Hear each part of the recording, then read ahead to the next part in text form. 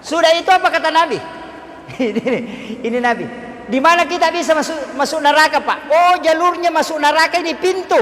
Nabi ketika keluar dari neraka, dia tanya neraka, wahai neraka, apakah ada yang bisa dibaca umatku sehingga tidak masuk ke sini?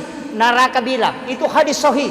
Neraka bilang, ada Muhammad, suruh umatmu baca Allahumma ajirni minan nar salasa marat.